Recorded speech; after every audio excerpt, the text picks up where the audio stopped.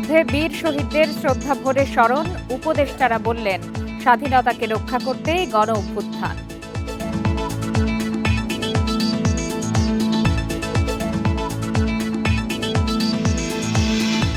একাত্তর-২৪ পরস্পর বিরোধী নয় বলছেন নাহিদ, প্রশ্নবিদ্ধ করার চেষ্টা চলছে মন্তব্য মির্জা আব্বাসের।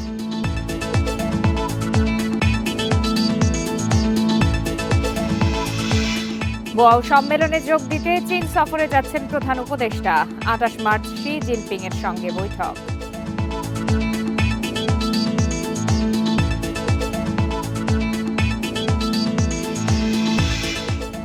ডিসেম্বর বা জুন নয়, রোডম্যাপ চাই বিএনপি। ফখরুল বললেন গণতন্ত্র ফেরাতে দ্রুত নির্বাচন প্রয়োজন।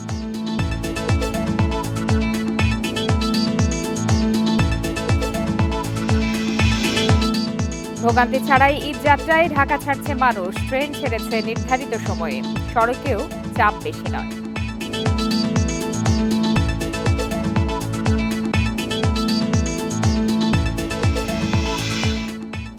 বিরতিহীন ১ ঘন্টার সংবাদ দুপুরে সবাইকে আমন্ত্রণ। আপনাদের সাথে আছি আমি ফারহানা লোপা। এতক্ষণ শিরোনাম জানাচ্ছিলাম, চলে যাচ্ছে বিস্তারিত খবরে। এই ঈদে জামা জুতো অ্যাকসেসরিজের ডিসকাউন্ট।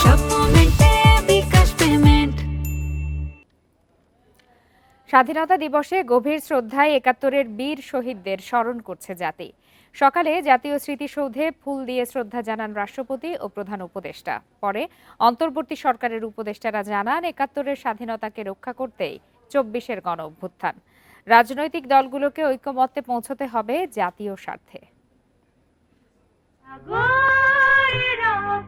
এক সাগর রক্তের বিনিময়ে এসেছে স্বাধীনতা। আত্মত্যাগে বলিয়ান জাতির মুক্তিকামী শ্রেষ্ঠ সন্তানদের গভীর শ্রদ্ধায় স্মরণ করছে জাতি। দিনের আলো ফুটতে না ফুটতেই ৭১-এর বীর সেনানীদের শ্রদ্ধা জানান রাষ্ট্রপতি।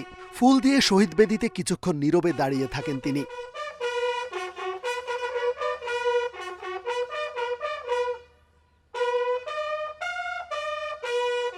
এরপর জাতীয় স্মৃতিসৌধে আসেন অন্তর্বর্তী সরকার প্রধান অধ্যাপক মোহাম্মদ ইউনূস। গভীর শ্রদ্ধায় স্মরণ করেন জাতির শ্রেষ্ঠ সন্তানদের। এ সময় রাষ্ট্রীয় অভিবাদন জানায় সেনাবাহিনীর একটি চৌকস দল।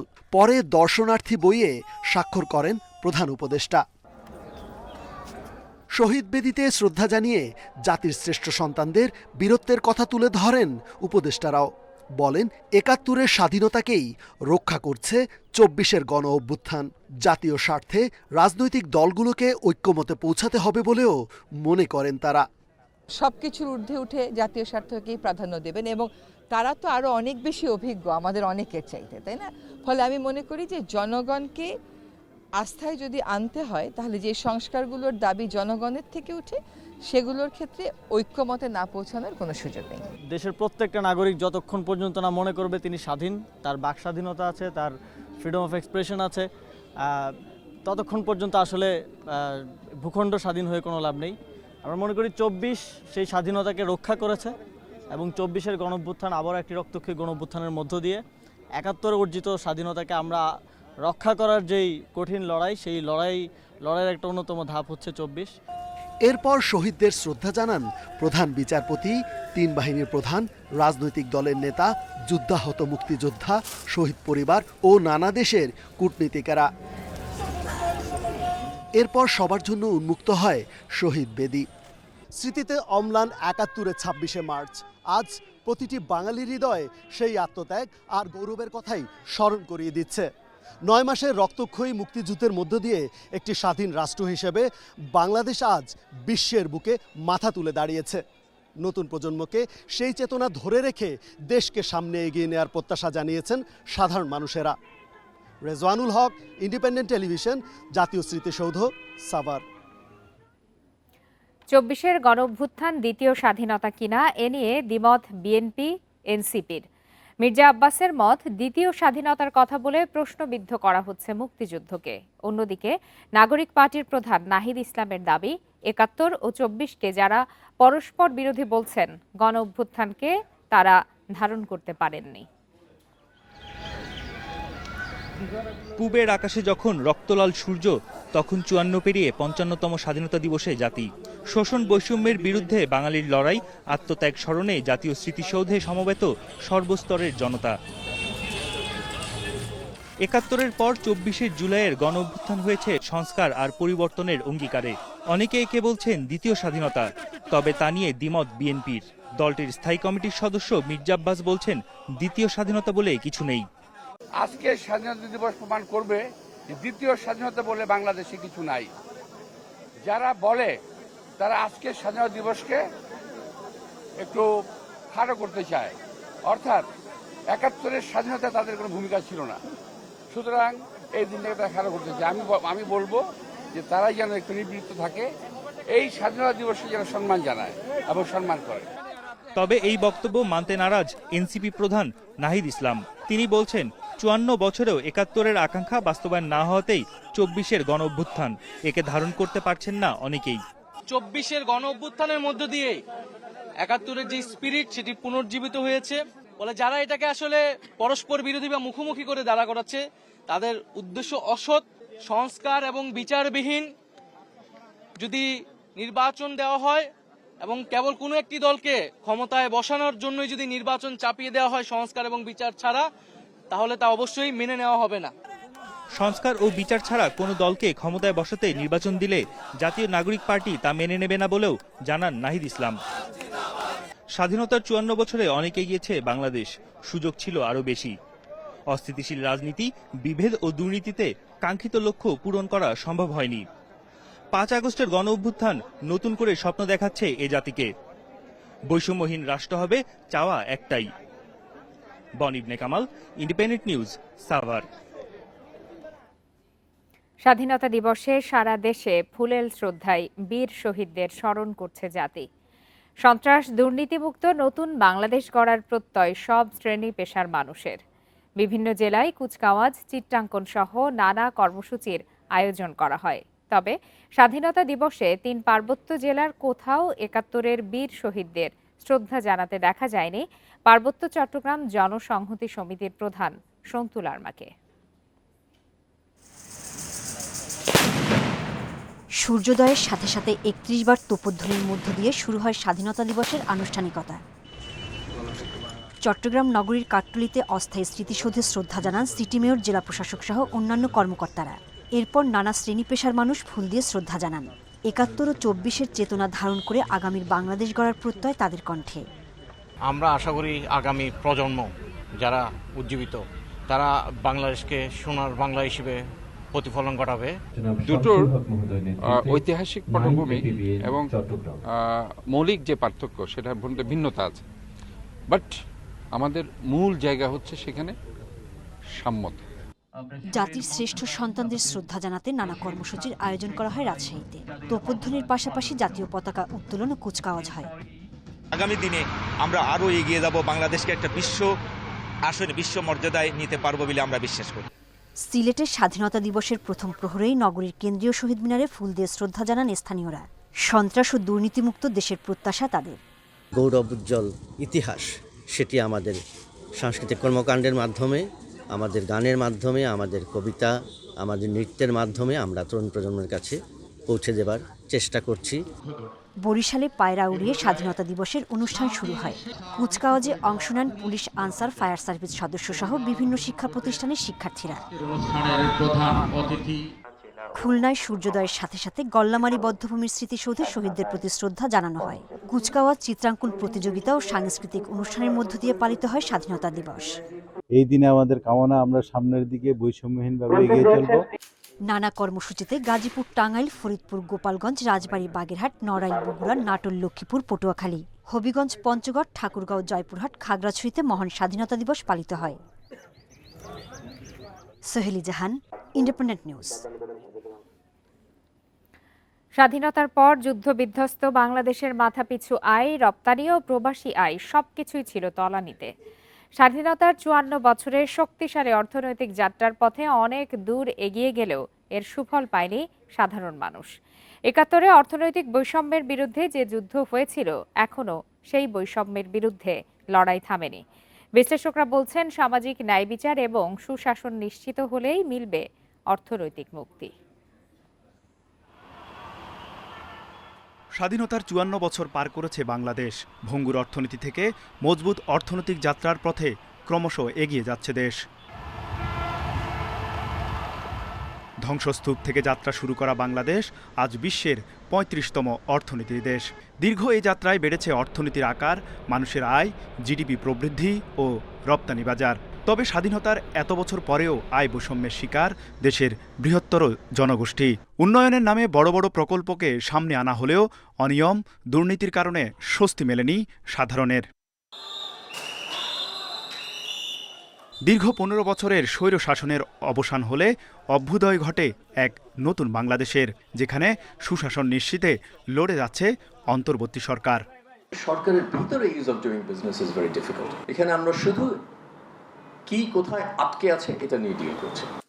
অর্থনীতির শ্বেতপত্র কমিটি বলছে, বিগত ১৫ বছরে চোরতন্ত্রের প্রভাবে উন্নয়ন বাজেটের ৪০% অর্থ লোপাট হয়েছে। পাচার হয়েছে $২৩৪ বিলিয়ন। আয় বৈষম্য আর অসমতার কারণে প্রবৃদ্ধির সুফল যায়নি সাধারণ মানুষের ঘরে। ধনী গরিবের ব্যবধানটাকে কমিয়ে আনার জন্য ইনভেস্টমেন্ট প্রসিডিওরটাকে যদি আমরা সেরকম পদ্ধতিগত পরিবর্তন করতে পারি, তাহলে আমরা ইকুইটেবল ডিস্ট্রিবিউশন যদি সম্পদের হয়, তাহলে যে আমরা অর্থনৈতিক মুক্তিটাও আমরা আশা করতে পারি। উদ্যোক্তারা বলছেন, অর্থনীতিকে টেকসই করতে অভ্যন্তরীণ সম্পদকে কাজে লাগিয়ে বিনিয়োগ ও কর্মসংস্থান বাড়ানো গেলে কমবে আয় বৈষম্য। আমাদের অগ্রাধিকার দিয়ে সেখানে আকর্ষণীয় করে দিতে হবে, যাতে সেখানে বিনিয়োগকারীরা সহজেই এখানে বিনিয়োগকে নিরাপদ এবং লাভজনক এবং টেকসই করতে পারে। তখনই আপনার অর্থনীতিটা ধীরে ধীরে এগিয়ে যাবে। মহান মুক্তিযুদ্ধের চেতনা, জুলাই বিপ্লবের অঙ্গীকার ও নতুন প্রজন্মের হাত ধরে আগামীর বাংলাদেশ হবে অর্থনৈতিক বৈষম্য মুক্তির প্রত্যাশা বিশ্লেষকদের। তৌহিদ রানা, ইন্ডিপেন্ডেন্ট নিউজ, ঢাকা। 4 দিনের সফরে চীনের উদ্দেশ্যে রওনা দিয়েছেন প্রধান উপদেষ্টা ডক্টর মোহাম্মদ ইউনূস। এটি প্রধান উপদেষ্টা হয়ে তার প্রথম চীন সফর। চীনের হাইনান প্রদেশে বোয়াও ফোরাম ফর এশিয়া বা BF এর সম্মেলনে যোগ দিতেই এই সফর। 28 মার্চ চীন সফরে প্রধান উপদেষ্টার সঙ্গে দ্বিপক্ষীয় বৈঠক করবেন চীনা প্রেসিডেন্ট শি জিনপিং। বৈঠকে চীনা বিনিয়োগ আকৃষ্ট করাই মূল লক্ষ্য। একই সঙ্গে দিল্লির সঙ্গে অর্থনৈতিক সহযোগিতা বাড়াতেও আগ্রহী ঢাকা। বোয়াও ফোরামে বিভিন্ন দেশের নেতাদের সঙ্গে অধ্যাপক ইউনূসের বৈঠকের সম্ভাবনা রয়েছে। ভারতের সঙ্গে সম্পর্কের বর্তমান প্রেক্ষাপটকে গুরুত্ব দিচ্ছেন তারা। এছাড়া প্রধান উপদেষ্টার চীন সফরে সামরিক সহযোগিতা নিয়ে আলোচনা হতে পারে।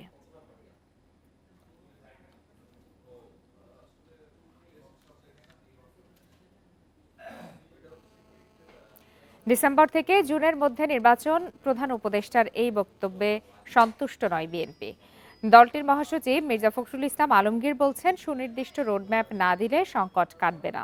সকালে বিএনপি প্রতিষ্ঠাতা সাবেক রাষ্ট্রপতি জিয়াউর রহমানের কবরে শ্রদ্ধা জানিয়ে তিনি জানান, ক্ষমতায় যেতে নয়, গণতন্ত্র ফেরাতেই দ্রুত নির্বাচন প্রয়োজন। সামগ্রিক ঐক্য পলাতক শক্তির গায়ে জ্বালা ধরিয়ে দিচ্ছে। মহান স্বাধীনতা দিবস ও ঈদ সামনে রেখে মঙ্গলবার জাতির উদ্দেশ্যে ভাষণ দেন প্রধান উপদেষ্টা।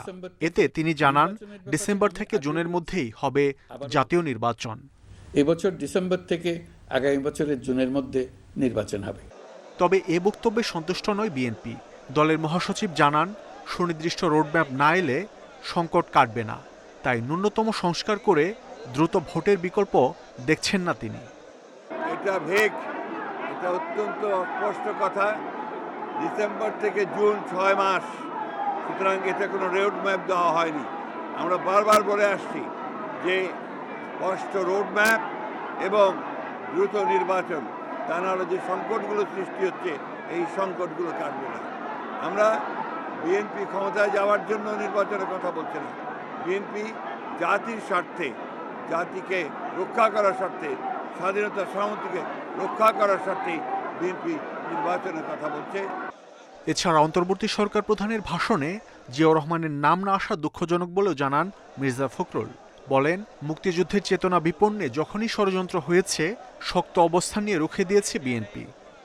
প্রধান উপদেষ্টা যে বক্তব্য রেখেছেন, সেই বক্তব্যে আমরা হতাশ হয়েছি যে তার বক্তব্যের মধ্যে তিনি স্বাধীনতার ঘোষক শহীদ প্রেসিডেন্ট জিয়াউর রহমান, বীর মুক্তিযোদ্ধা বীর উত্তমের নাম একবার উচ্চারণ করেন। অথচ এটাই ছিল ইতিহাস। আমরা আবারও চাই না আওয়ামী লীগ যে ইতিহাস বিকৃত করেছে এখন আবার সেই ইতিহাস বিকৃত হোক। এর আগে মহান স্বাধীনতা দিবসে বিএনপির প্রতিষ্ঠাতা সাবেক রাষ্ট্রপতি জিয়াউর রহমান ও মুক্তিযুদ্ধে শহীদদের রুহের মাগফিরাত কামনায় দোয়া মাহফিলের আয়োজন করে জাতীয়তাবাদী ওলামা দল। মাহমুদ শরীফ, ইন্ডিপেন্ডেন্ট নিউজ, ঢাকা।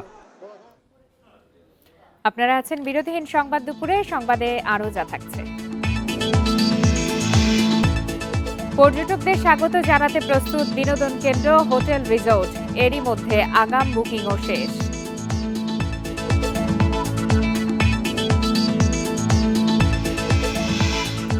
রেমিট্যান্স এসেছে সর্বোচ্চ $270 কোটি। এই মাসে 300 কোটি ছাড়িয়ে যাবে ধারণা সংশ্লিষ্টদের।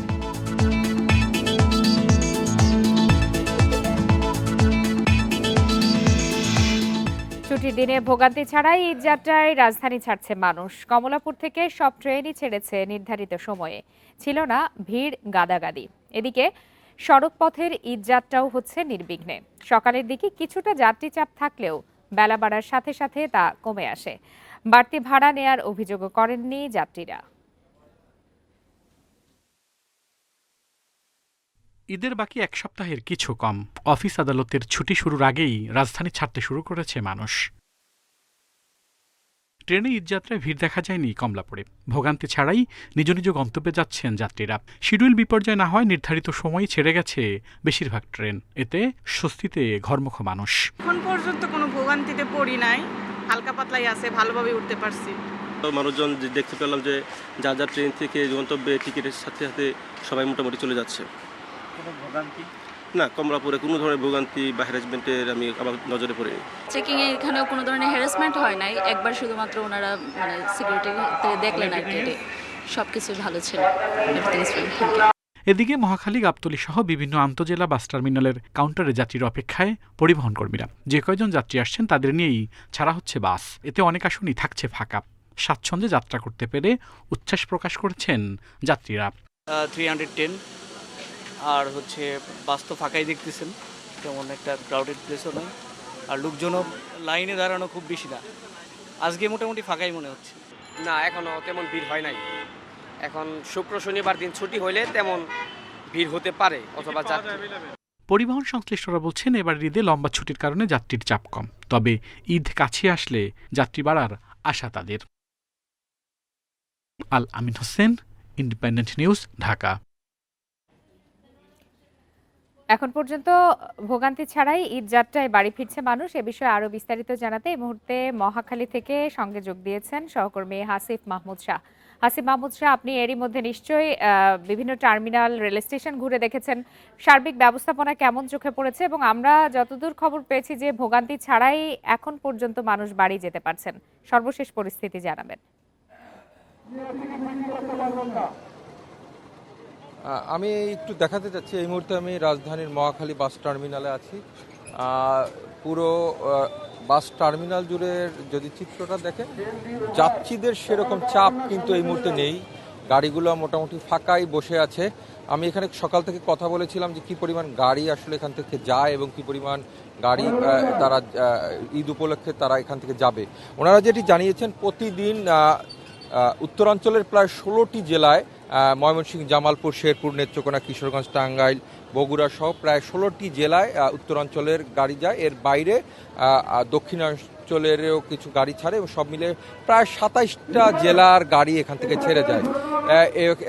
প্রায় 800 থেকে 1000 গাড়ি এখান থেকে সকাল ভোর থেকে রাত পর্যন্ত ছাড়ে। এই মুহূর্তে যে পরিস্থিতি দেখতে পাচ্ছেন, ঈদের যে ভিড় আসলে সেটি আর যদি আমরা বলি আসলে সেরকম কোনো ঈদ বলেই মনে হচ্ছে না। আমরা যারা এখানে রয়েছেন পরিবহন সংশ্লিষ্ট তাদের সাথে কথা বলেছিলাম, তারা যেটি জানিয়েছেন, তারা আশা করছেন যেহেতু কালকে একদিন সরকারি অফিস আছে, সেই অফিসের পর হয়তোবা এই যাত্রীদের চাপটা বাড়বে। কালকে বিকাল থেকে যাত্রীদের চাপটা পাবেন বলে তারা আশা করছেন। এর বাইরে একটি বিষয় বলে রাখি, আমরা জানতে চেয়েছিলাম রাস্তায় কোনো যানজটের বিষয় আছে কিনা। ওনারা বলছেন যে এই মুহূর্ত পর্যন্ত তারা দেশের যে জেলাগুলো থেকে এখান থেকে গাড়ি ছেড়ে যায়, তারা এখন পর্যন্ত সেরকম কোনো বড় যানজটের সম্মুখীন হয় নাই। তবে ঢাকা ছেড়ে যাওয়ার সাধারণ পথে অভিযোগ প্রতিবারই দেখা যায় যে বাড়তি ভাড়া নেওয়া হয় ঈদের আগে। এখন পর্যন্ত কোনো যাত্রী কি আপনাদের কাছে এ ধরনের অভিযোগ করেছে কিনা? দেখেন, এইবার ভাড়ার ক্ষেত্রে যে বিষয়টা আমি একটু আপনাদেরকে দেখাতে চাই যে প্রতিটা যে পরিবহন আছে, পরিবহনে বড় করেই লেখা আছে এবং সরকারি ভাড়ার তালিকা দেওয়া আছে এবং বলা আছে যে নির্ধারিত ভাড়াটা কত। আজকে পর্যন্ত এখানে অতিরিক্ত ভাড়ার বিষয়টা আমরা আইন শৃঙ্খলা রক্ষাকারী বাহিনী যারা সদস্য আছেন, যে কন্ট্রোল রুম আছে, সেখানে আমরা জানতে চেয়েছিলাম এবং যাত্রীরাও এখন পর্যন্ত সেরকম বাড়তি ভাড়ার বিষয় আমাদেরকে বলে নাই। লোকাল বাসগুলা গাড়ি ভরলে পর যাচ্ছে এবং যেগুলা এবং টাইমলি ছেড়ে যাওয়ার কথা পরিবহন, তারা কিন্তু টাইমলি ছেড়ে যাচ্ছে। এই ছিল আমার কাছে সবশেষ। মহাখালী থেকে ভোগান্তিহীন ঈদ যাত্রার খবর জানাচ্ছিলেন সহকর্মী আসিফ মাহমুদ শাহ। ঢাকা ভৈরব রেলপথে চালু হয়েছে নতুন ট্রেন নরসিংদী কমিউটার। সকালে কমলাপুরে এই ট্রেন দুটির উদ্বোধন করেন রেল উপদেষ্টা মোহাম্মদ ফাউজুল কবির খান। তিনি বলেন, কোচ এবং ইঞ্জিন স্বল্পতার কারণে পুরাতন কোচ সংস্কার করে প্রস্তুত করা হয়েছে দুটি ট্রেন। এই ট্রেনে দাঁড়িয়ে এবং বসে যাত্রী পরিবহন করা হবে। উপদেষ্টা বলেন, কোচ সংকটের বিষয়ে প্রধান উপদেষ্টার চীন সফরে আলোচনা হবে। এদিকে নরসিংদী কমিউটার 1 ট্রেনটি ভৈরব বাজারের পরে দৌলতকান্দি, মেথিকান্দা, নরসিংদী, আড়িখোলা, টঙ্গী, ঢাকা বিমানবন্দর, ঢাকা ক্যান্টনমেন্ট ও তেজগাঁও স্টেশনে যাত্রা বিরতি করবে। কাউন্টার থেকে টিকিট পাওয়া যাবে। 70 থেকে 75 কিলোমিটার গতিতে চলবে ট্রেনটি। নরসিংদী যেতে সময় লাগবে 2 ঘন্টা 20 মিনিট। নতুন ট্রেন চালু হওয়ায় ঢাকা, নরসিংদী, ভৈরব বাজার এবং আশপাশের কর্মজীবী ও অফিসগামী মানুষের যাতায়াত সহজ হবে।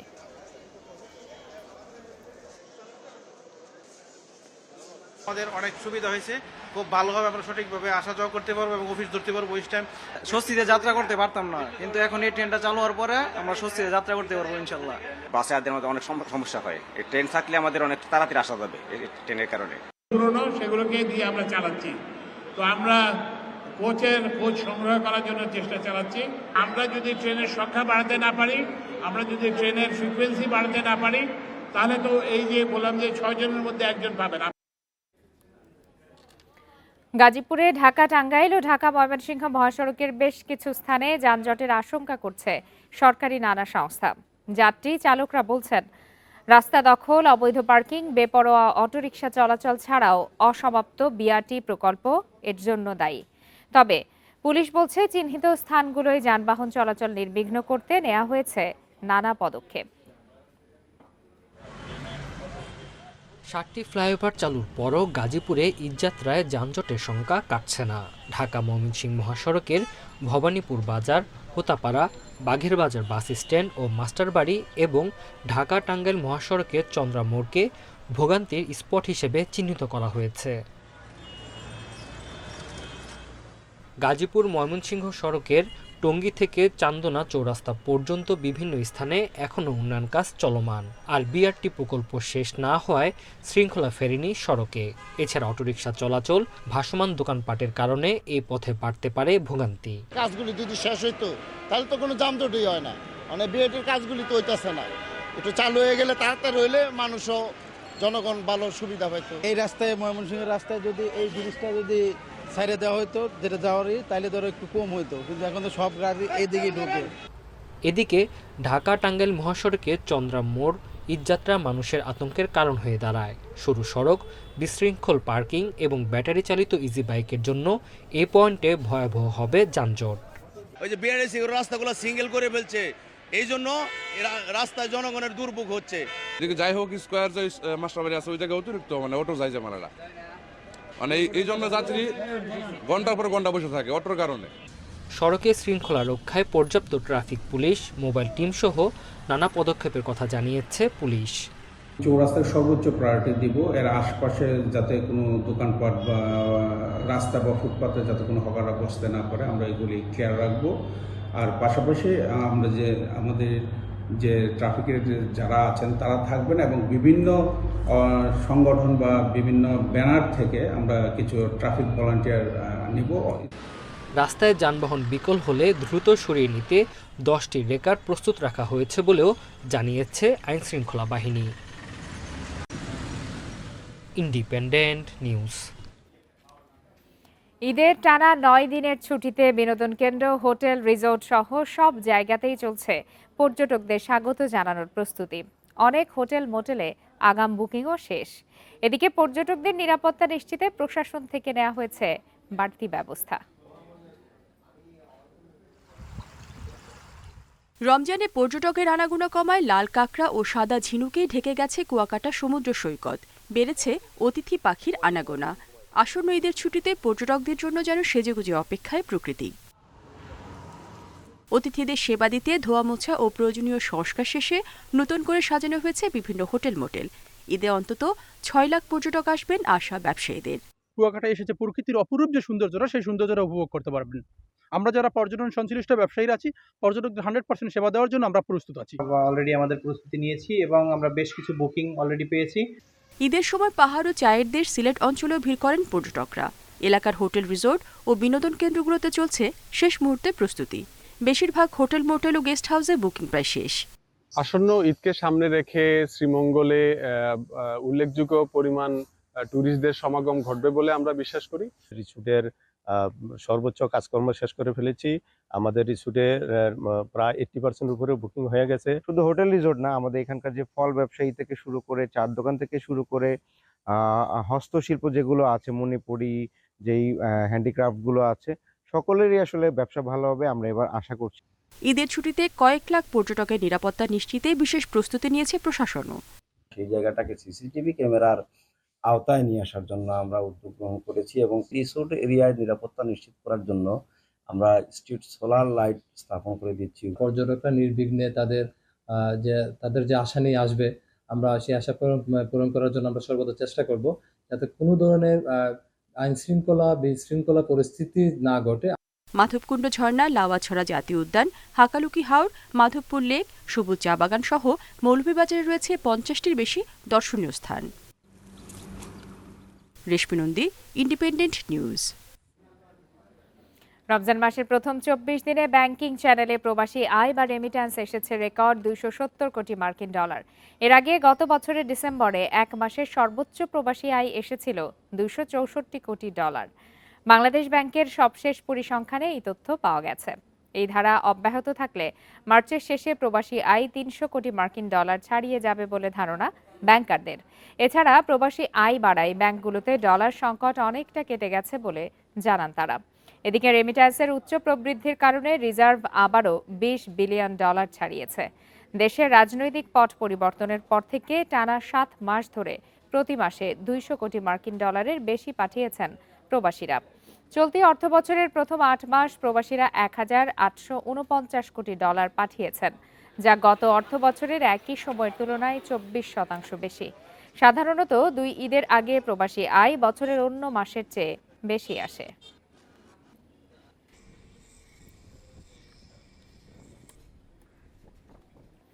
শেষ করছি আজকের বিরতিহীন সংবাদ দুপুর। ধন্যবাদ সবাইকে।